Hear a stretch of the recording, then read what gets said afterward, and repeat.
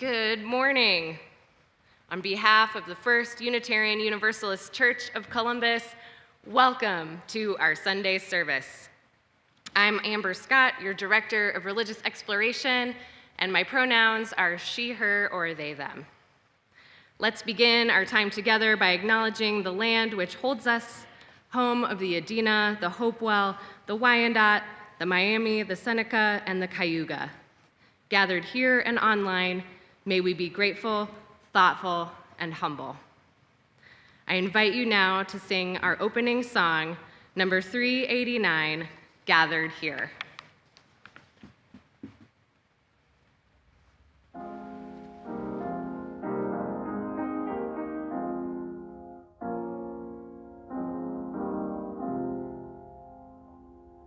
Gathered here in the mystery of the hour, gathered here in one strong body, gathered here in the struggle and the power, Spirit, draw near.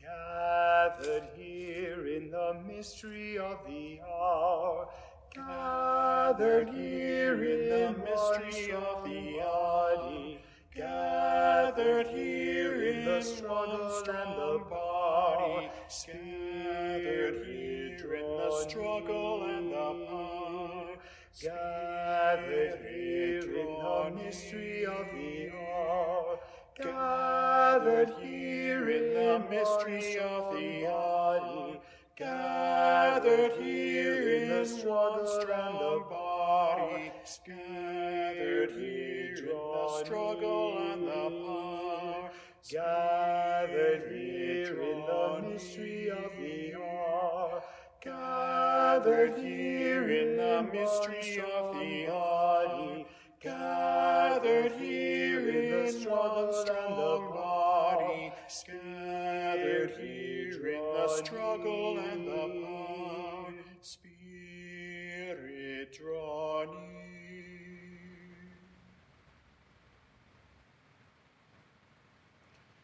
Good morning. My name is Kelly McNeil. My pronouns are she, her, and I serve as the Director of Congregational Life here at First Unitarian Universalist Church of Columbus. It is so very good to be with you this beautifully snowy Sunday morning. Whether you are visiting with us or have been calling First UU home for many years, we are so glad that you are here. Please let us know that you are watching by filling out the sign-in form located in the chat box, or you can also scan the QR code on your screen to access the sign-in form, our order of service, our joys and sorrows form, and our donation page. A couple announcements this morning. Our mid-year congregational meeting will not be held next week. It has been postponed to February 20th after the service. Watch for more information in your inbox. And it is time. Auction online bidding is now open. This week you can bid on good stuff. See the First UU website for our auction link. Again, welcome to this morning's service as we continue our monthly theme, Living with Intention. Let us now center ourselves as we listen to the morning's prelude.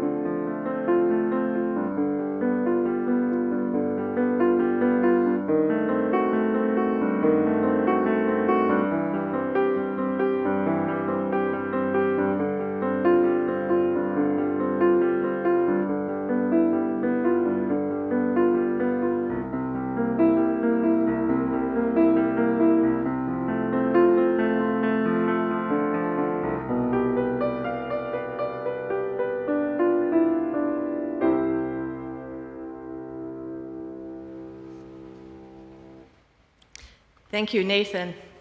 Good morning. I'm Reverend Dr. Marianne Stewart. It is my pleasure and honor to serve this congregation as senior minister. Since you're joining us at home this morning online, I invite you to grab your candle, your chalice, whatever you have, and bring it close so that we can light our chalices together.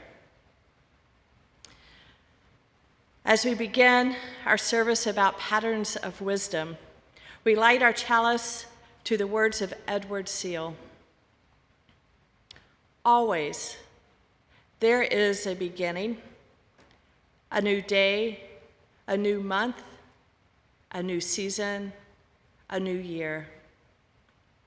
Forever the old passes away and newness emerges from the richness that was. Nothing is ever lost in the many changes time brings. What was, in some way, will be, though changed in form. There is always a new beginning, a new day, a new month, a new season, a new year.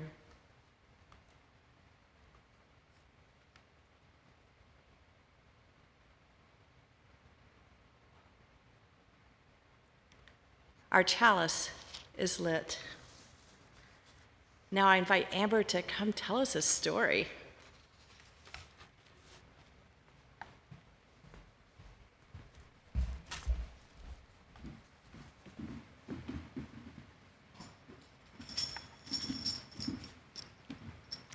Hello again.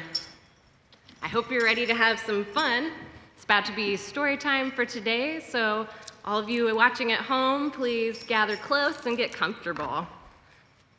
In-person classes for children and youth are paused while church services remain online.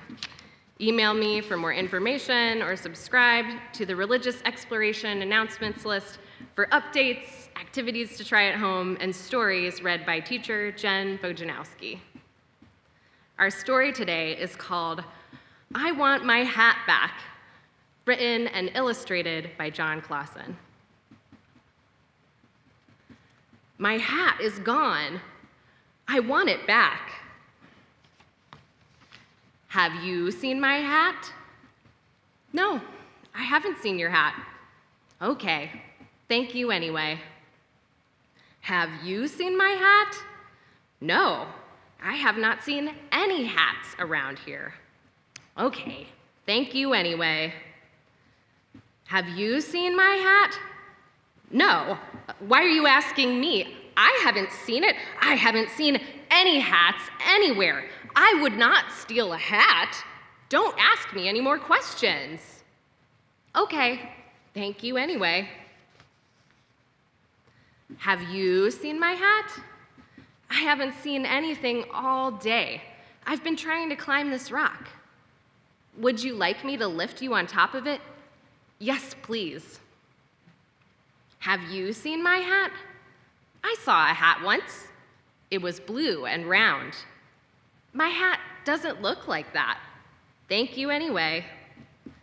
Have you seen my hat? What is a hat? Thank you anyway. Nobody has seen my hat. What if I never see it again? What if nobody ever finds it? My poor hat, I miss it so much. What's the matter? I have lost my hat, and nobody has seen it. What does your hat look like? It's red and pointy and... I have seen my hat.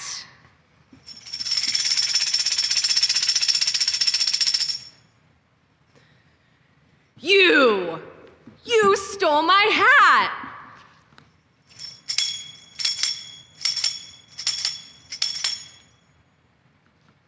I love my hat.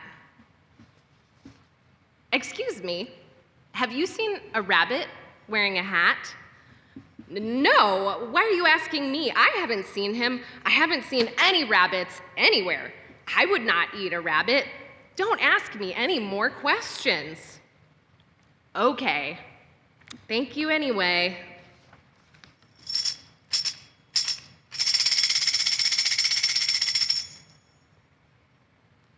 The end. In this story, the bear finds himself stuck in a pattern of looking for his old hat. He wants his old hat back, and he looks everywhere. But then he realizes what is happening. Though the resolution provided by this cheeky book is attained through questionable means, it's worth noting a few things. First, the bear stops and helps others along, despite his own distress. And second, the bear's aha moment was made possible by a compassionate listener. As we consider where we've been and where to go from here, let us examine our roles as a people of action and as a community of possibility. Patterns are everywhere, in stories, in songs, and in nature. We want things to return to normal, like getting our hat back. And some of us also want warm weather to return. On this chilly winter day, let's acknowledge the cycle of the seasons and the elements that make life possible. Please join us in chanting the earth, water, fire, and air.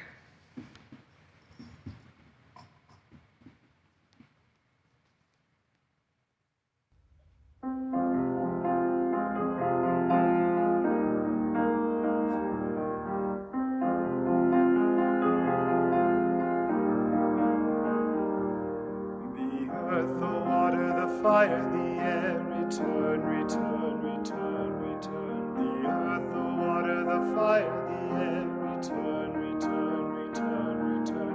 The earth, the water, the fire, the air, return, return, return, return.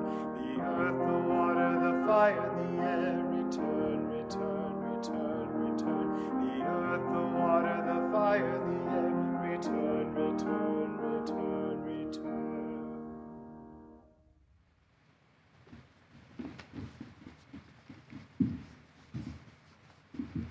Good morning.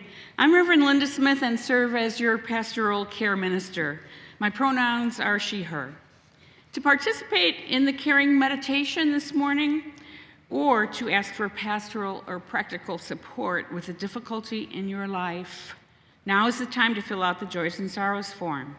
You can find it by scanning the QR code on your screen or by visiting firstuucolumbus.org Sunday. If we receive your joy or sorrow in the next few minutes, we'll read it aloud today during the caring meditation, or complete the form anytime throughout the week to be shared next Sunday and to receive pastoral and caring support. Thank you.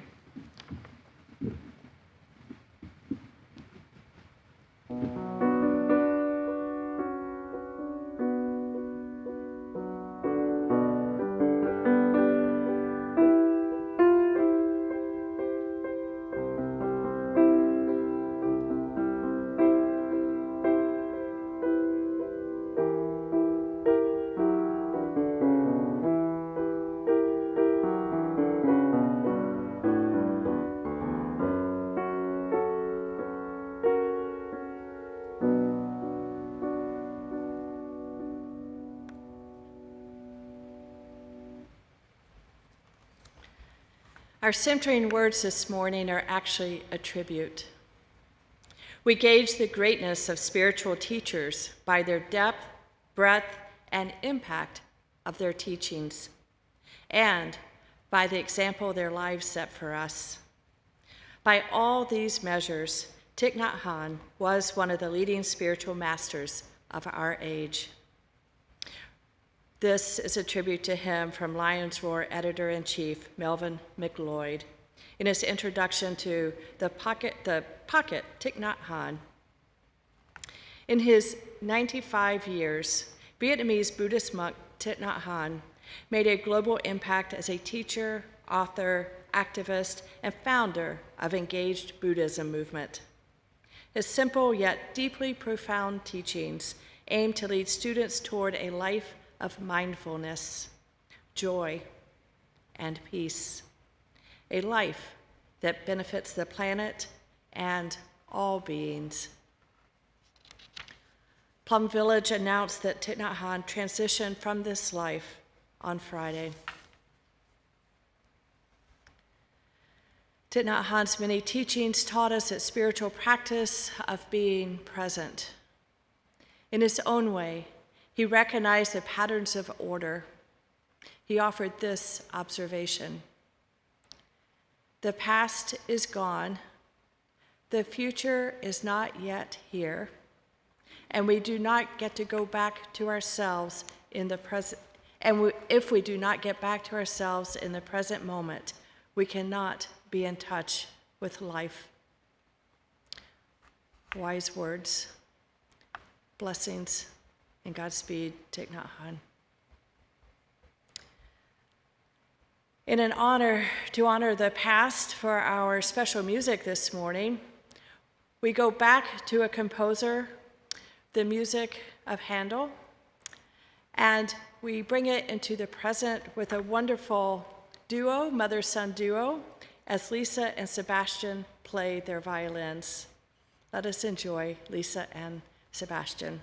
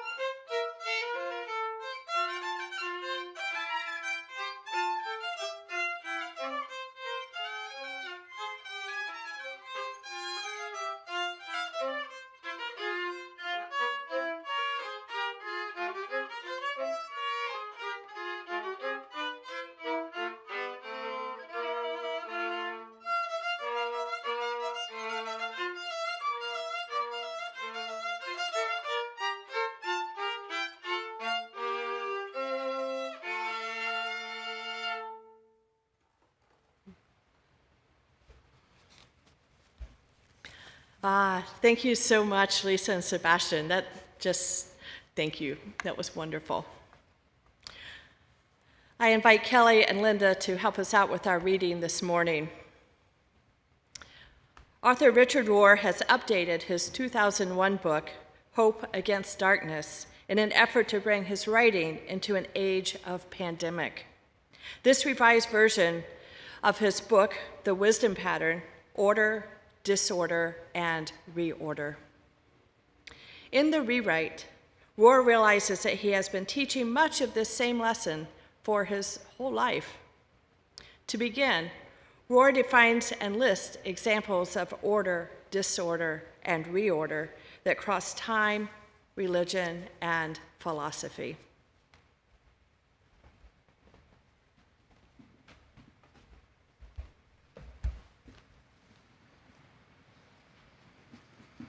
Order, by itself, normally wants to eliminate any disorder and diversity, creating a narrow and cognitive rigidity in both people and systems. Disorder, by itself, closes us off from any a priori union, meaning, and eventually even sanity in both people, and systems. Reorder, or transformation of people and systems, happens when both are seen to work together. The great spiritualities and philosophies often taught this quite directly, but with different vocabularies, symbols, and metaphors. Native peoples called it the cycle of day, night, moon. Scientists speak of star, supernova explosion, vast amounts of light and energy. World mythologies present stories of journey, fall, return to a new home. The Bible presents it as Garden of Eden, fall, paradise. There are 3 sections of the Hebrew scriptures: law, prophets, wisdom. Speakers and writers often refer to 3 steps forward, 2 steps backwards. Chemistry illustrates the pattern through solution, dissolution, resolution. The recovery movement speaks of innocence, addiction, recovery. Many now just speak generally of construction, deconstruction, reconstruction.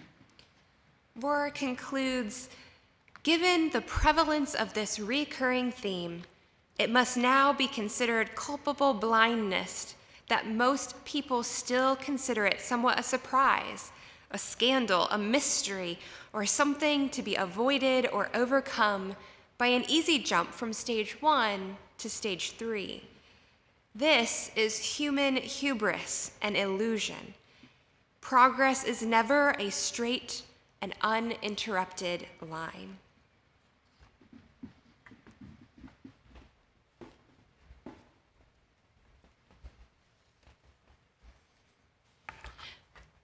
Thank you, Linda and Kelly. And now, I have a special treat for you this morning. I hope you enjoyed as much as I do. I'd like to share with you a mesmerizing example of how patterns, order, disorder, reorder, occur in nature. This video is Amazing Starling's Murmuration. Enjoy, sit back, breathe, watch for patterns of order, disorder, reorder, and relax into the moment.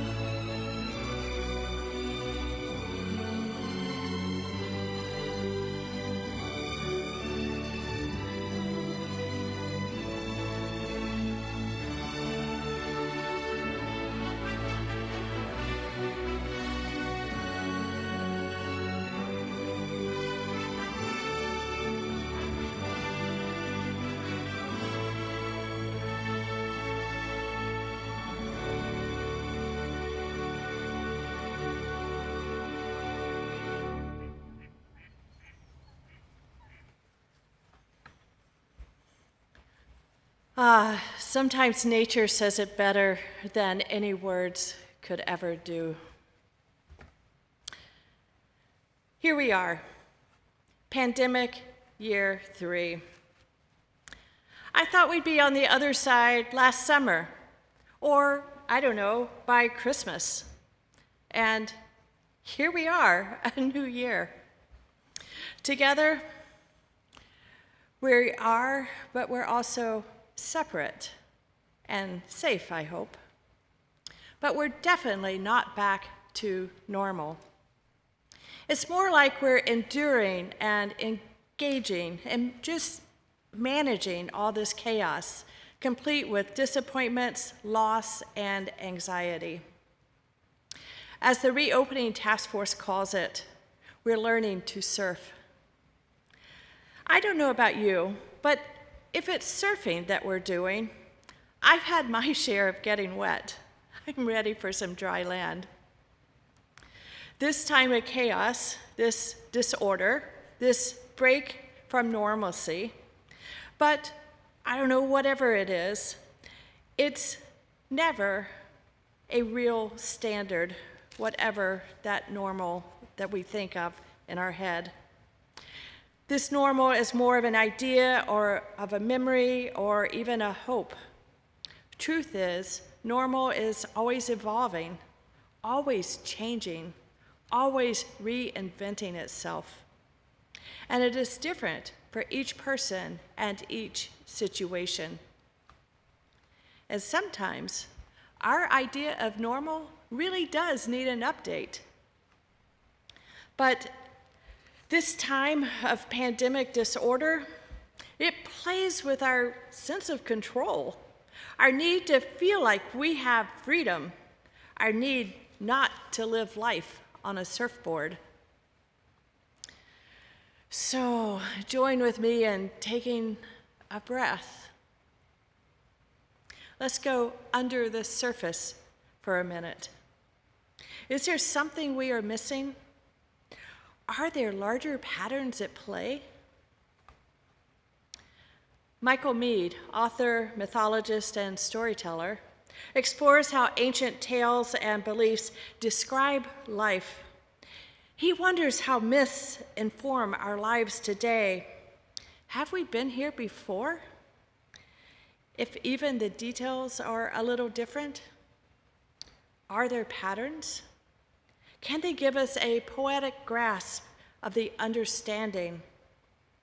And can they help us find our way through the obstacles and confusions? In his Living Myth podcast, The Labyrinth of Now, Meade offers the observation that what we're all caught within involves a pair of universally present yet deeply contrasting myths. One saga involves epic tales of progress with a human species seen as climbing up from a primitive state to an enlightened condition. This myth of progress becomes a story of steady triumph over all obstacles with the goal of reaching a place of freedom from all limitations. When combined with ideas of evolution, many people simply believe that this heroic storyline is like the essential human birthright and all that we need to know. Now, Unitarian Universalists have espoused and struggled with this onward and upward narrative for centuries. It also helped shape our country. It's in the American DNA. There's a deep longing for triumph over, a story in which we can conquer the foe, vanquish the enemy, and become the hero. We have evolved to be the victors. But Meade tells of a counter-narrative at play.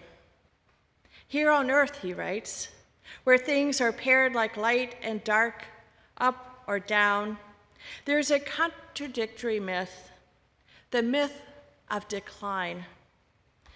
This myth begins with an ideal golden age followed by a fall into descending periods of darkness and disorder.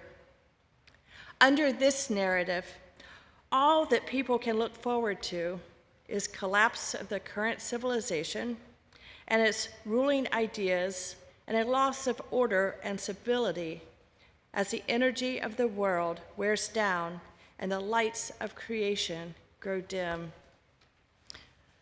Quite a counter. But we know what Mead is talking about.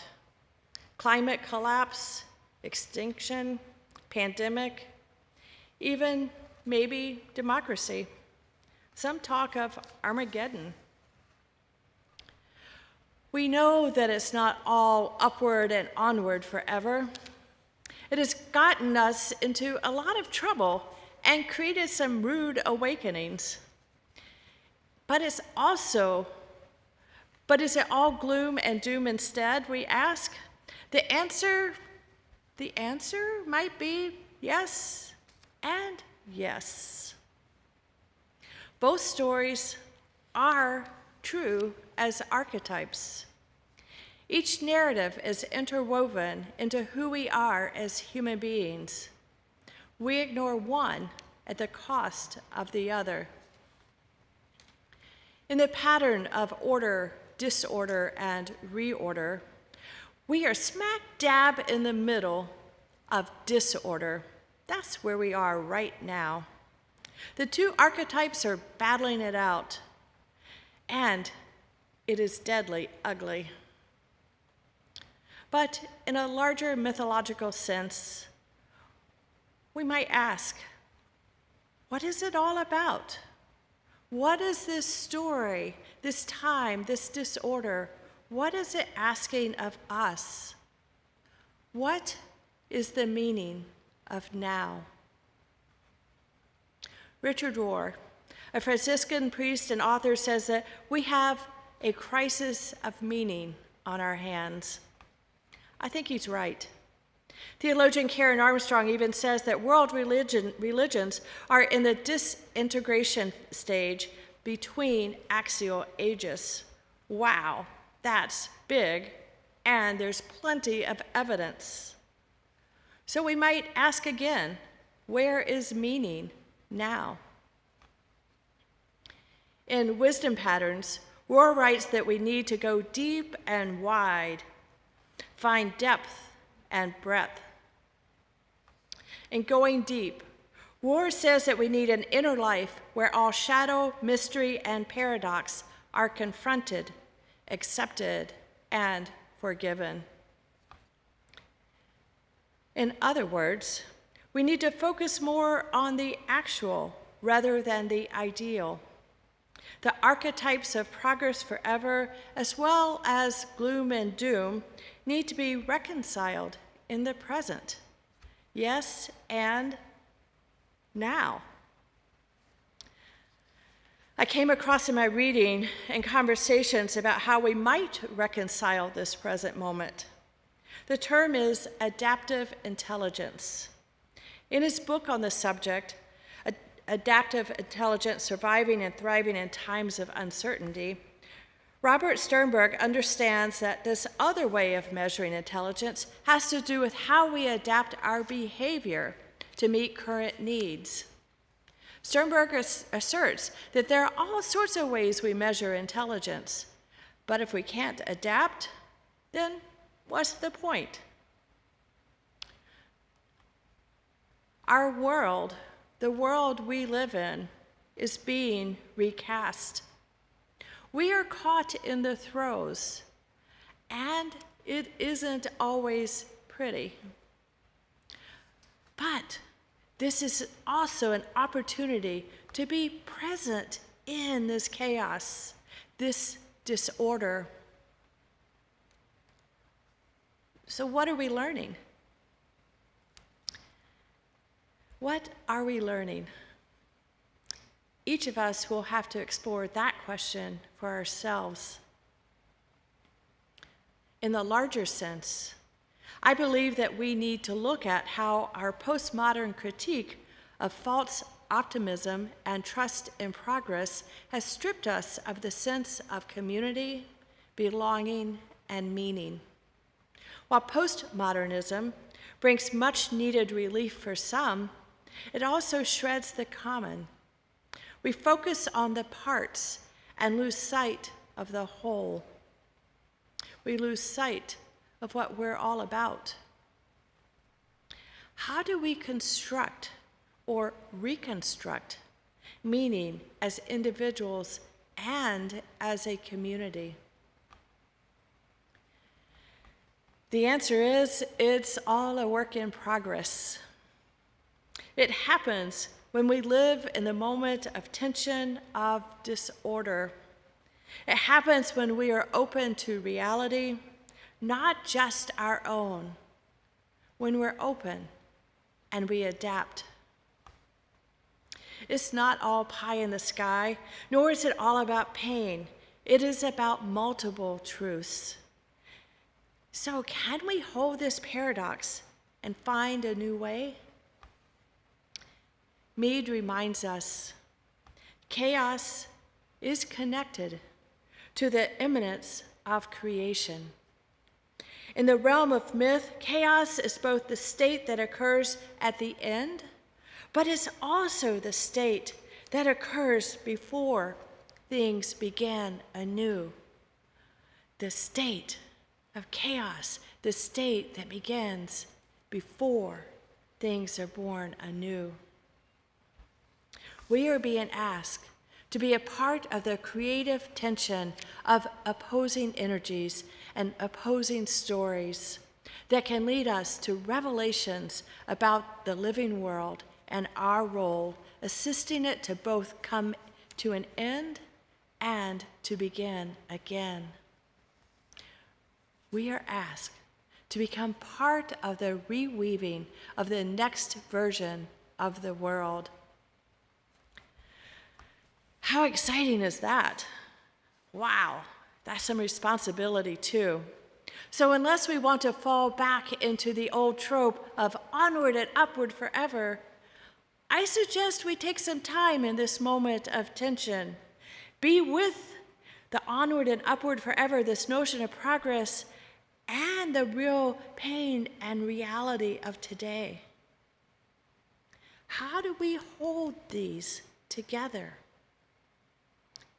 It's in that tension that rebirth and renewal can occur. But to do that, we need to go deep, go wide, find meaning, adapt, and then we will be ready and able to help reweave a new version of this world, our world, together. And while we're thinking on that, bring us right back into this present moment of where we are. I invite you to get back up on that surfboard. And this time, when we look towards shore, we might have a little more wisdom about us. My friends, keep on surfing, but the shore is in sight. Blessed be, and amen.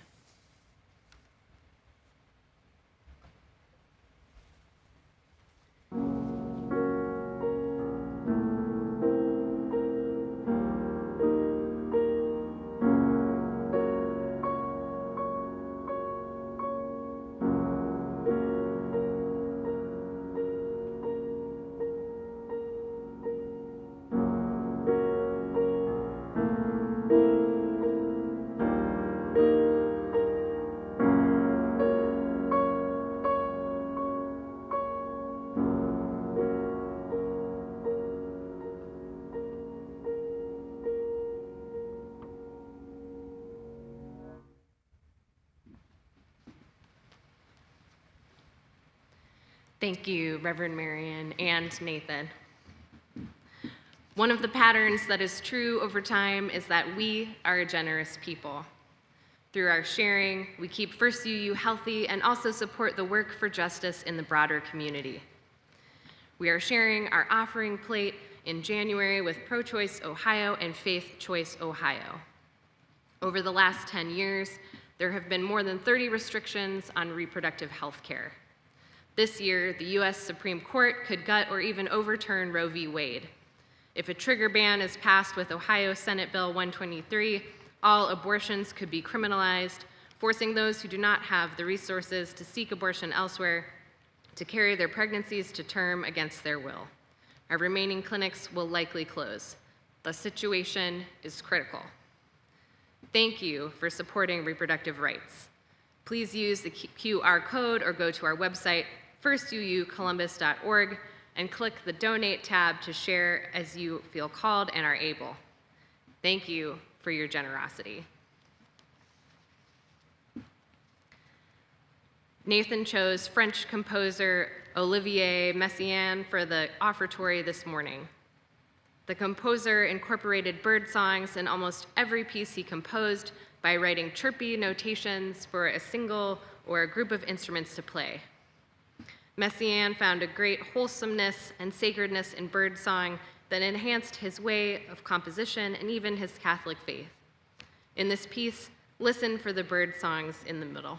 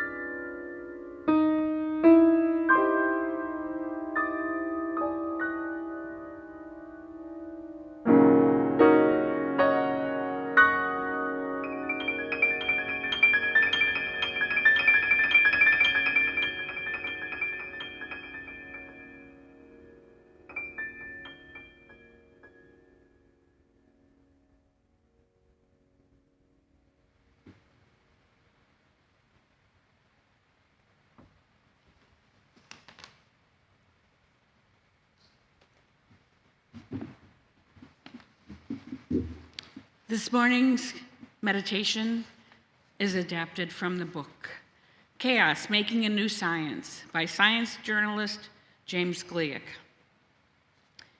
Chaos is a science of process rather than state, of becoming rather than being. Chaos poses problems that defy accepted ways of working science. The first chaos theorists shared certain sensibilities, an eye for pattern, especially pattern that appeared on different scales at the same time. Believers in chaos speculate about determinism and free will, about evolution, about the nature of conscious intelligence. When the explorers of chaos began to think back on the genealogy of their new science, they found many intellectual trails from the past, but one clearly stood out: the butterfly effect. The butterfly effect acquired a technical name: sensitive dependence on initial conditions. And sensitive dependence on initial conditions was not an altogether new notion. It had a place in folklore. For want of a nail, the shoe was lost. For want of a shoe, the horse was lost. For want of a horse, the rider was lost. For want of a rider, the battle was lost. For want of a battle, the kingdom was lost. In science, as in life, it is well known that a chain of events can have a point of crisis that can magnify small changes. Nature forms patterns. Some are orderly in space, but disorderly in time. Others orderly in time, but disorderly in space. It is now a fair question to ask a physicist, why are all snowflakes different? The heart of the new snowflake model is the essence of chaos, a delicate balance between forces of stability and forces of instability. Evolution is chaos with feedback. The universe is randomness and dissipation, yes, but randomness with direction can produce surprising complexity, and dissipation is an agent of order in chaos. End quote. Dear beloved community, before reading our caring cards and sharing our joys and sorrows, I want to lift up prayers for the people of Tonga who are recovering from that massive volcanic eruption and tidal waves. And in sadness and great gratitude, acknowledge again the passing of the beloved teacher, Thich Nhat Hanh. Let's take a deep, mindful breath.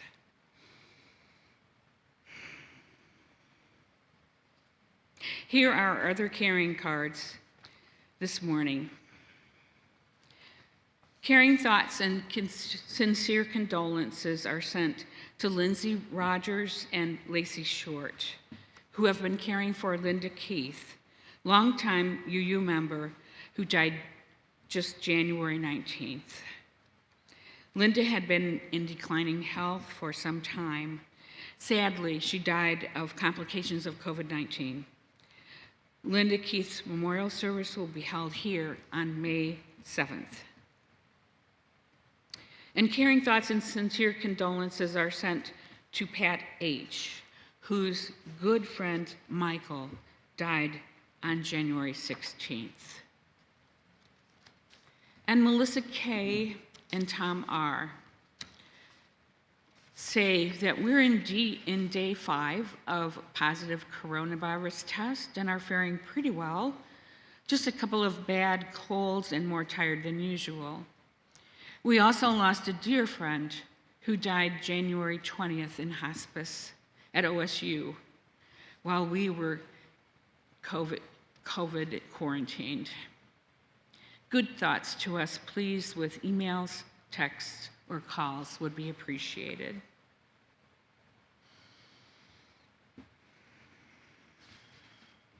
May we hold these joys that we have in our hearts and sorrows that are yet unspoken gently in our hearts and with mindful breathing. As Reverend Marion rings our temple bell, I invite you into a brief time of silence. Use this time to reflect, imagine, pray, or simply breathe in and out as you are in this beloved community. She will ring the bell a second time as we continue our service.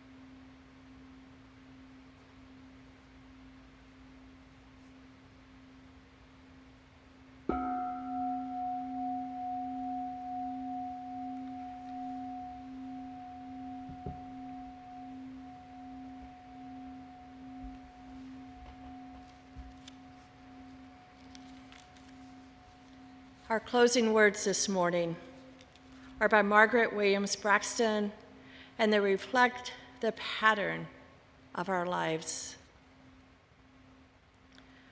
Once upon a time, I was. Now, I am. Someday, I will become. And now there is. Soon there will be. And someday there surely shall be. Once upon a time, we were. Now we are. And someday, hallelujah, we shall surely become. Amen. Amen. Blessed be. And now we get to sing one of my favorite songs, and it's perfect for this time of chaos, of disorder, when we're trying to recognize the patterns of old, be in this moment of transition, shall we say, looking forward to the next step, the next phase. So while we're figuring out how to get back on that surfboard, let's dance a little bit. Our closing song is 311, Let It Be a Dance, and I invite you, since you're at home, to stand, rise up, roll your chair back, whatever you need to do, and move. Dance. You know the old dances. Experiment with tearing those apart and finding new steps, and who knows what will come next. My friends, join me in singing, Let It Be a Dance We Do.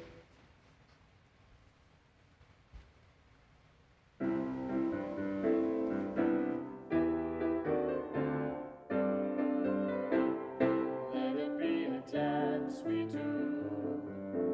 May I have this dance with you through the good times and the bad times too. Let it be a dance. Let a dancing song be heard. Play the music, say the words, and fill the sky with sailing birds. Let it be a dance. Let it be a dance. Let it be a dance. Learn to follow, learn to lead. Feel the rhythm, feel the need. To reap the harvest, plant the seed. Let it be a dance. Let it be a dance we do. May I have this dance with you through the good times and the bad times too.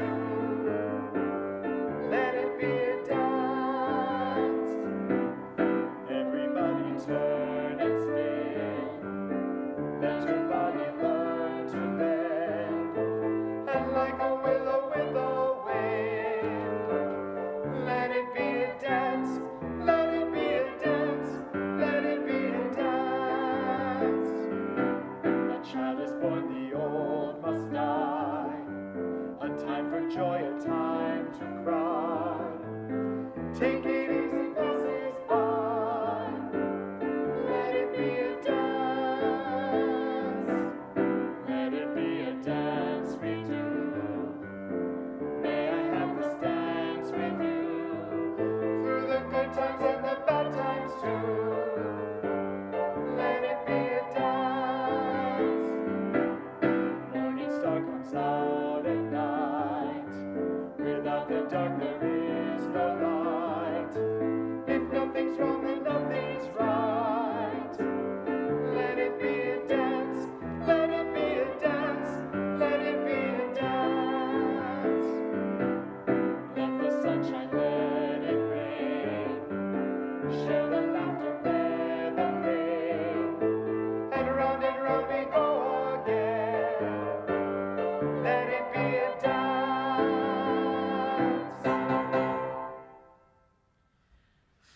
Oh, my friends, let it be a dance we do. Thank you for joining me in this movement, this surfing, if you will, this learning how to be in the moment as we shift and renew. I invite you to bring your chalice or your candle close by so that we can extinguish our chalice together. After our service has concluded, please join our virtual coffee hour for conversation and reflection together. This week's online coffee hour is hosted by our Rainbow Connections group. To get to our virtual coffee hour, click on the new link in this morning's email. It's a different link each week. Now, please join me in speaking our vision statement as we extinguish our chalice. We extinguish this flame, but not the light of vision. As we go forth, let us heal and transform ourselves and our world through reason and love.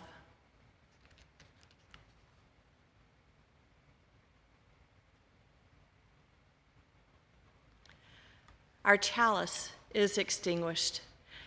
We look forward to seeing you at coffee hour after the postlude.